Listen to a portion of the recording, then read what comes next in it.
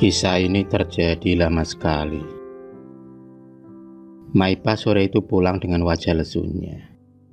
Janda parubaya yang baru 2 bulan ini bekerja di sebuah warung bakso di kampungnya mendadak dipecat tanpa tahu penyebabnya.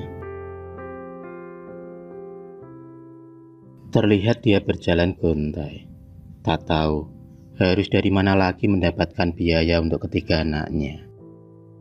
Padahal selama ini dia menggantungkan hidupnya dari warung bakso sebagai pencuci mangkok. Meski gaji yang didapatkannya sedikit, paling tidak masih ada pemasukan untuk keluarganya. Di tengah perjalanan, kebetulan ada Mak Leha yang lewat. Mak Leha sendiri adalah tukang jamu keliling. Wanita bertubuh tambun itu mencoba bertanya kepada Mak Ipa yang melamun di pinggir jalan. Akhirnya Mak Ipa pun menceritakan nasibnya yang baru saja dipecat dari tempat kerjanya.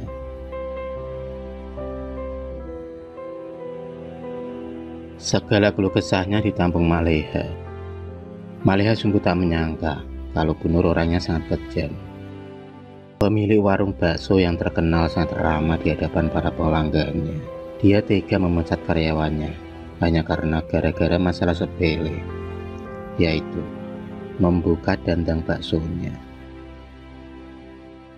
Ternyata Bu Nur bukan kali ini saja memecat karyawannya yang sengaja membuka dandang kuah baksonya. Banyak rumor yang beredar mengatakan kalau Bu Nur menggunakan ilmu penglaris untuk dagangannya. Tapi rumor itu tak dibenarkan oleh Pak RT, karena selama ini Bu Nur dan suaminya selalu menyumbangkan sebagian hartanya untuk kaum duafa. Ditambah lagi, Bu Nur sudah 2 kali berangkat haji. Entahlah, hanya Allah yang tahu. Hari demi hari, bulan demi bulan, kini Maipa sudah mendapatkan pekerjaan yang baru, yaitu sebagai penyapu jalanan. Meski berat, tapi pekerjaan ini harus dijalaninya demi mencukupi kebutuhan hidup 3 anaknya. Siang itu, seperti biasa dia memunguti sampah. Tanpa diduga-duga, dia melihat Bu Nur sedang berjalan mengarah ke sebuah rumah. Ternyata rumah itu adalah rumah seorang dukun. Niat hati ingin menyapa mantan bosnya itu, tapi niatnya terhenti ketika teringat bagaimana kata-kata tak sopan dan kasar yang keluar dari mulut Bu Nur saat memecatnya. Tanpa sepengetahuan Bu Nur, Maipa membuntuti arah langkah Bu Nur. Dia masih merasa penasaran dan curiga lantaran Bu Nur sering mendatangi rumah dukun tersebut. Dari situlah Maipa baru tahu kalau Bu Nur memakai penglaris. Meski begitu, Maipa tak pernah merasa dendam kepada Bu Nur. Dia menyimpan rahasia Bu Nur rapat-rapat. Suatu hari, Anggi yang sudah tumbuh dewasa. Anggi tak terima ibunya terjerumus pada hal-hal yang sesat. Sudah bertahun-tahun lamanya, Anggi menyaksikan ibunya melakukan segala ritual aneh. Tiba-tiba Bu Nur menangis terisak-isak. Dia memeluk Anggi, mencoba memberi pengertian kepada anaknya itu. Sambil memeluk Anggi, Bu Nur kemudian menceritakan segala unek-uneknya. Dengan mengusap air matanya, Bu Nur mengawali sebuah cerita kelam di masa lalu. Cerita yang begitu menyakitkan. Dulu, Anggi sewaktu masih kecil sering sakit-sakitan. Keuangan Bu Nur dan keluarga sangatlah menipis. Kemiskinan menjadi faktor keretakan rumah tangganya, hingga suami Bu Nur pergi dengan seorang janda kaya. Dia terpikat akan rayuan janda itu, hingga tega meninggalkan anak dan istrinya yang tinggal di gubuk reot. Cobaan hidup bertambah berat lantaran Anggi mengidap penyakit asma. Bu Nur harus berjuang mati-matian untuk membiayai pengobatan Anggi. Orang miskin seperti Bu Nur selalu dipandang sebelah mata oleh tetangganya. Tak ada orang yang mau meminjami uang. Mungkin karena mereka takut Nur tak kuat untuk membayarnya. Banting tulang karena hidup harus tetap berjalan.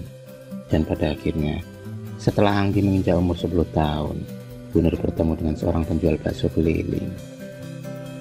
Keakrabannya mulai terjalin karena lelaki tersebut adalah seorang duda. Dan akhirnya mereka pun memutuskan untuk menikah. Di sebuah rumah kontrakan yang sempit, saksi bisu perjuangan mereka. Bu Nur membantu sang suami dalam segala hal. Hingga suatu hari, "Aku lelah, hidup miskin Bang." kata-kata itu terlontar dari mulut Bu Nur. Bu Nur merasa lelah karena ekonomi keluarganya seperti berjalan di tempat. Tak ada kemajuan dalam hidup mereka, apalagi jika dagangannya lagi sepi. Suatu hari, suami Bu Nur yang bernama Pak Karto mendapatkan sebuah info tentang penglaris dagangan. Info itu didapatkan Pak Karto dari seorang temannya yang kini sukses membuka warung bakso. Setelah mendapat persetujuan dari Bu Nur, Pak Karto pun bertekad menuju ke rumah Mbah Dukun yang terkenal dengan nama Mbah Wiryo. Atas saran dari Mbah Wiryo, Pak Karto disarankan untuk menggunakan penglaris. Penglaris sendiri bisa diartikan sebagai cara instan untuk para penjual agar membuat orang jadi tertarik untuk membeli dagangannya. Apapun itu, tolong bantu saya, Mbah. Pak Karto berucap berharap kepada Mbah Wiryo untuk membantunya. 1 bulan pun berlalu. Pak Karto dapat menyewa sebuah ruko untuk berdagang. Dan lambat laun, warung baksonya menjadi terkenal. Banyak kalangan ekonomi kelas atas datang untuk menikmati bakso Pak Karto. Kini, warung Pak Karto menjadi warung bakso yang sangat ramai. Banyak karyawan yang dipekerjakan di sana. Gaji yang ditawarkan pun lumayan besar. Namun, syaratnya tak boleh membuka dandang buah bakso milik Pak Karto. Mereka akan langsung dipecat itu juga kalau ada karyawan yang sengaja membukanya. Terlihat kamera CCTV selalu mengarah ke dandang bakso tersebut. Setelah mendengar cerita Bu Nur, Anggi hanya berharap warganya mendapatkan hidayah dan menghentikan kemusyrikan yang menyesatkan itu. 2 tahun pun berlalu. Kini Anggi sudah lulus dari kuliahnya. Suatu hari, Anggi ingin belajar meracik bakso sendiri. Tanpa sepengetahuan orang tuanya, Anggi membuka dandang bakso tersebut. Anggi menjerit merasa jijik. Anggi mendapati sebuah daleman berada di kuah bakso tersebut. Sontak saja para pelanggan yang mendengar cerita Anggi berhamburan mendatanginya. Tiba-tiba saja banyak orang yang mual-mual dan jijik setelah melihat apa isi dandang tersebut. Setelah kejadian itu, usaha milik Bu Nur pun menurun drastis.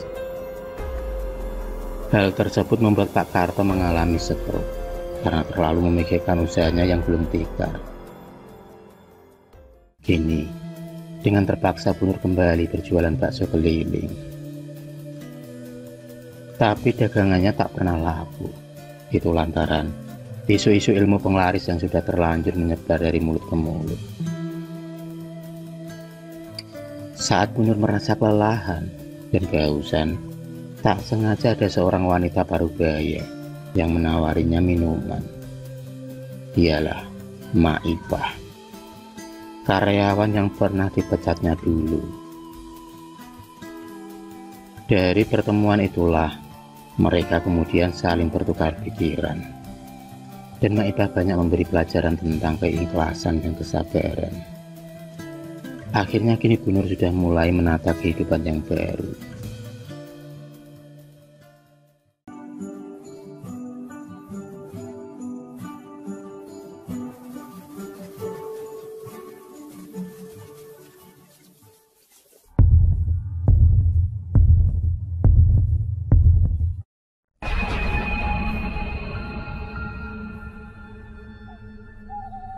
Terima kasih sudah menonton video cerita bergambar ini.